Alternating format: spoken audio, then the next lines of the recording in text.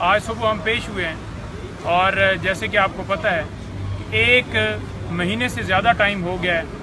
इस केस में खान साहब को गिरफ़्तार किए हुए। और पहले आपने देखा कि जज अबुल हसनात साहब के पास इसकी बेल जब फाइल की गई तो कभी जज साहब छुट्टी पे, कभी वकील साहब जो हैं वो मसरूफ़ हैं, कभी किसी का पेट ख़राब है और कभी किसी को कोई मसला है। हमने देखा कि नीचे जो फ़ैसला आया, फ़ैसले के अंदर किसी तरह से कोई ऐसी लीगल चीज़ हमें नज़र नहीं आई जिसकी बुनियाद के ऊपर ज़मानत जो है वो खारिज की जाती। कोई ऐसी एविडेंस, कोई ऐसे शवाहिद, कोई ऐसी चीज़ हमने नहीं देखी जो साबित कर सके कि खान साहब को कसूरवार करार दिया जाता है। गुजारिश ये है कि जिस मुकदमे में खान साहब को गिरफ़्तार किया गया है, बहसीयत कौम हमारे लिए ये शर्म की बात है कि उनको एक बाहर से मुल्क जो है वो धमकी देता है और हम उसकी ताबेदारी करते हुए मुल्क के वज़ीर आज़म को एक हटाते हैं ओहदे से और दूसरे नंबर पर जो है उसको जेल में डाल देते हैं। आपने देखा कि एक ये जाल बिछाया गया तोशाखाना केस में सजा दे के और तरीके से आपने देखा कि उसके अंदर भी वाज़ेह तौर पर सुप्रीम कोर्ट और हाई कोर्ट ने रिमार्क्स लिए कि कोई फैसले के अंदर ऐसी जो है उजलत दिखाई गई है और लीगली तौर पर बहुत ज्यादा गलतियां हैं। उसके बावजूद आप देख लें कि वो जो सजा थी सस्पेंड होने पे कितना टाइम लगा और आज भी चेयरमैन पीटीआई जेल में है। साइफर केस के ऊपर जो है वो जमानत की दरखास्त के ऊपर समाअत ही नहीं हो रही। आज इस्लामाबाद हाई कोर्ट में दरखास्त लगी हुई थी और हमने ये सदा की कि 2-3 दिन के लिए इसको एडजर्न कर दिया जाए। कल भी आपको पता है कि क्वेश्चनमेंट की दरखास्त लगी है इस्लामाबाद हाई कोर्ट में, अगर उसके साथ फिक्स कर लिया जाता और कल ही सुन ली जाती। फिर ये गुजारिश थी कि चाहे अगर कल नहीं सुनते परसों सुन लेते, उससे अगले दिन सुन लेते, लेकिन 1 हफ्ते के लिए इस मामले को एडजर्न कर दिया गया और उसके ऊपर अभी तक डेट क्लियर नहीं हो रही कि मंडे के लिए है या ट्यूसडे के लिए है। कुछ ये बताया जा रहा है कि मंडे को कहा गया है, कुछ ये कहा जा रहा है कि अगले हफ्ते के लिए एडजर्न है। तो ये बिल्कुल आइन के मुतसादिम है और इंसाफ ना देना आइन की खिलाफवर्जी है। खान साहब को इंसाफ नहीं दिया जा रहा, बार बार ये हम इस्तदा कर रहे हैं इंसाफ दिया जाना चाहिए, लेकिन आपके सामने सारी चीजें हैं। दूसरे नंबर पर ये जो ऑडियो रिकॉर्डिंग की जाती है, कभी फोन टैप किए जाते हैं साहब का वजीर आजम के, कभी उनके घर में डिवाइसेस लगाई जाती हैं। जब भी खान साहब से हम मुलाकात कर रहे होते थे तो हमेशा खतरा ये होता था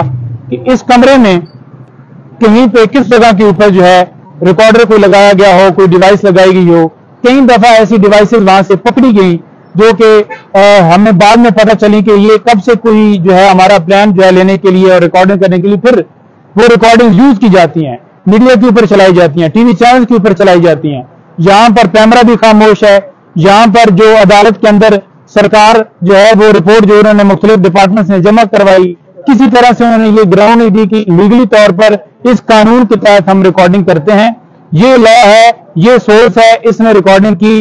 कोई उनके पास जवाब नहीं था। आज एक तो अदालत ने उसके ऊपर स्टे दे दिया है कि कोई ऐसी कार्रवाई बुशरा बीबी के हवाले से ना की जाए, चाहे एफआई हो चाहे कोई पुलिस हो। जैसे कि रोजाना ब्लैकमेल किया जाता है, रोजाना उनको बुला के उनकी ऑडियो जो है वो आगे फोरेंसिक के लिए भिजवाई जा रही है। क्योंकि बेसिकली आपने अगर किसी की रिकॉर्डिंग करनी है तो सबसे पहले आपने देखना है कि कोई मुल्की सलामती का खतरा हो, जिसमें बहुत ज्यादा अशद जरूरत हो, और वो भी एक बड़ा नैरो सा जो है वो गैप मिलता है, एक विंडो मिलती है जिसके जरिए आप जो है किसी की रिकॉर्डिंग जो है वो कर सकते हैं। और वो भी बकाया तौर पर कोर्ट से परमिशन ली जाती है कि ये मकसद है और उस मकसद के लिए हम ये कर रहे हैं। लेकिन यहां पर कोई चीज नहीं बताएगी, स्टे हो गया है। और दूसरे नंबर पर आखिरी मौका दिया गया है सरकार को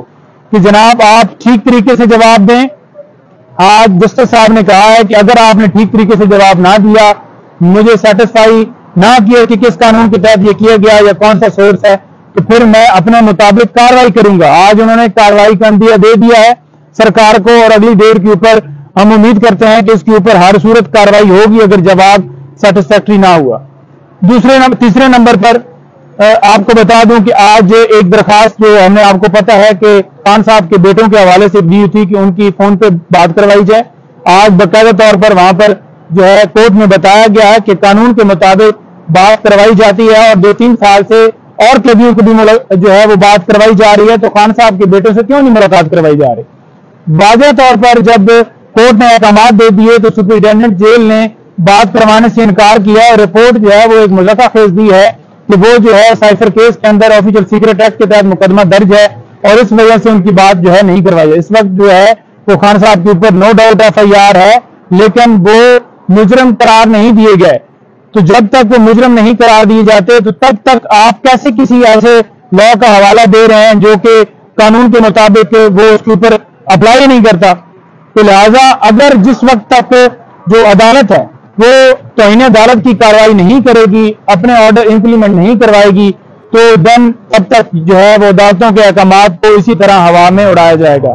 ہم استدعا کرتے ہیں کہ خان صاحب کی درخواستیں جو ان میں ڈیلے نہ کیا جائے اور جو ہم نے گرفتاری کے حوالے سے جو مطالبہ کیا ہوا کہ خان صاحب کو کسی مقدمے میں گرفتار نہ کیے جائے, چاہے FIA ہو چاہے نیب ہو, وہ ہماری درخواستیں سپریم کورٹ میں بھی اور ہائی کورٹ میں پینڈنگ ہیں. ہم یہ استدعا کرتے ہیں کہ وہ فکس ہوں اور مزید کسی مقدمے میں گرفتاری سے روکا جائے, کیونکہ خان صاحب کی جب ضمانت ہوگی تو یہ جیسے اوچھے ہتھکنڈے انہوں نے پہلے کیے ہیں مختلف PTI کے لیڈرز کے ساتھ, اور جو ورکرز گرفتار ہوئے تھے ان کو 3 MPO کے تحت گرفتار کیا گیا,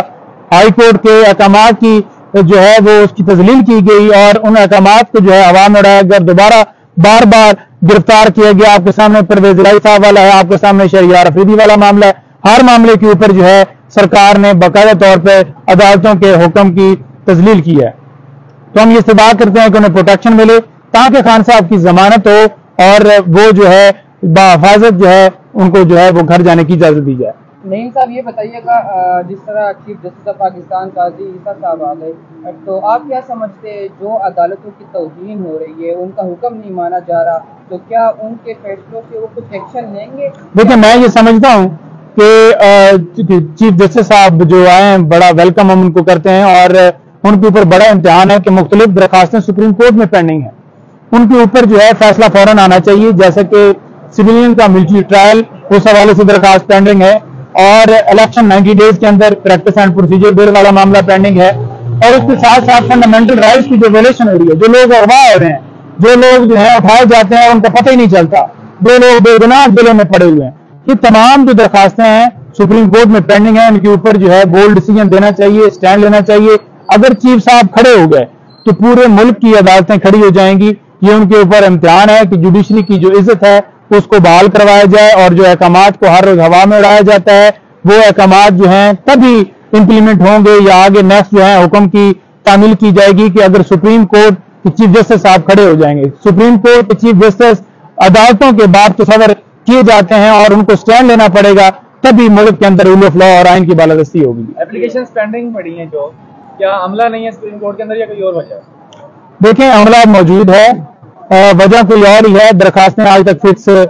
نہیں ہوئی, اور پہلے درخواستیں فکس ہوئی, اس کے اوپر سماعت ہوئی اور اب نہیں فکس ہو رہی, اور ہم یہ استدعا کرتے ہیں کہ وہ فکس ہوں تاکہ آئین کی بالادستی اور قانون کے مطابق فیصلہ ہے. ابو اسناد صاحب جو ہے, کیا پورے پاکستان میں ایک ہی جج ہے؟ کبھی ان کو بیماری ہوتی ہے, کبھی وکیل نہیں ہوتے, پروسیکیوٹر صاحب نہیں ہوتے, کبھی کسی کا پیٹ خراب ہوتا ہے, تو کیا اتنی سابق وزیر اعظم کے ٹرائل ہو رہے اور ان کی ججز بیمار ہو جاتے, کبھی کیا مسئلہ ہے؟ دیکھیں میں یہ سمجھتا ہوں کہ جب ان کا نوٹیفیکیشن کیا گیا تو ڈیوٹی جج کا نوٹیفیکیشن بھی ساتھ ہونا چاہیے تھا. یہ پہلی بدنیتی دیکھیں, ایک نوٹیفیکیشن کیا گیا جس کو بھی ہم نے چیلنج کیا, اور جو ان کی عدالت جیل میں ٹرانسفر کی گئی اس کو بھی ہم نے چیلنج کیا, ابھی تک اس کے اوپر بھی فیصلہ نہیں آ رہا. اٹک جیل سے اڈیالہ جیل شفٹ کرنے کے حوالے سے ہماری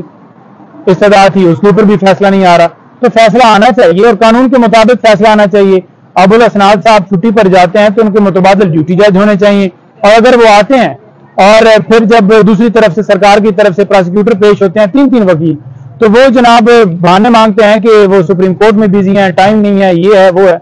تو ایسا نہیں ہونا چاہیے اور قانون کے مطابق ٹریٹ کیا جانا چاہیے. خان صاحب کو انصاف نہیں دیا جا رہا, اور یہ بالکل جو ہے ہم یہ کہیں گے کہ یہ انصاف کا قتل ہے اور زیادتی ہے کہ ایک سابقہ وزیر اعظم کے ساتھ اگر اس طرح سے ٹریٹ کیا جا رہا ہے تو آپ کی اور میری پھر کیا حیثیت رہ جائے گی کہ آپ کو اور مجھے کیا انصاف ملے گا. نہیں لگتا حکومت نے ایک نیا سلسلہ شروع کیا ہے انصاف کی ڈور ٹو ڈور فراہمی, تو جہاں خان صاحب بیٹھے ہوتے ہیں عدالت میں خود چلی جاتی ہے, تو اس سے تو خان صاحب کو الٹا سہولت مل گئی ہے کہ چلو عدالت ان کے سامنے پیش ہو رہی ہے. لیکن صاحب آپ نے بڑا اچھا سوال کیا ہے. گزارش یہ ہے کہ جب خان صاحب کے حوالے سے ہم ایگزیمشن فائل کرتے تھے اس بنیاد کے اوپر کہ خان صاحب کو جو ہے وہ ان کے اوپر قاتلانہ حملہ ہوا ہے, اور وہ اس وقت جو ہے میڈیکلی فٹ نہیں ہے اور ہاسپٹل میں ایڈمٹ ہیں تو انہیں ایگزیمپشن دی جائے، تو اس وقت ایگزیمپشن نہیں دی جاتی تھی اور کہا جاتا تھا کہ وارنٹ لے جائیں اور آپریشن کریں اور ان کو لے کے آئیں۔ پھر ہم یہ درخواست دیتے تھے کہ ڈسٹرکٹ کورٹ کے اندر جو ہے وہ خطرہ ہے، کیونکہ آپ کو پتہ ہے وہاں پر ہر روز مرڈر ہوتے تھے اور وہاں پر سیکیورٹی کی جو صورتحال تھی وہ خراب تھی، تو اس کے اوپر ہائی کورٹ نے جب واضح احکامات دیے کہ کورٹ کو ٹرانسفر کیا جائے جوڈیشل کمپلیکس میں، ہم بھی سیٹسفائی تھے اور جوڈیشل کمپلیکس میں خان صاحب پیش ہوتے رہے اور سرکار وہاں پر سیکیورٹی کے انتظامات کرتی رہی ہے۔ ابھی بھی حکومت کی یہ ڈیوٹی ہے کہ وہ سیکیورٹی کے انتظامات کرتی اور خان صاحب کو وہاں پر پیش کیا جاتا۔ اب کتنی مذاکرہ خیز بات ہے، جب ان کا اپنا دل ہوتا ہے تب سیکیورٹی بھی مکمل کر لی جاتی ہے، اور جب وہ اس بات سے ڈرتے ہیں کہ خان صاحب آئیں گے اور ان کی تصویر جو ہے وہ پوری دنیا میں جائے گی اور وہ پھر خان ہو جائے گی، تو اس خطرے سے نمٹنے کے لیے وہ کہتے ہیں کہ سیکیورٹی جو ہے وہ ٹھیک نہیں ہے اور ہم دے نہیں پاتے۔ یہ ایک بہانے ہیں جو کہ صرف اور صرف خان صاحب کی ویڈیو اور تصویر سے ڈرنے کا ایک طریقہ ہے۔ Thank you.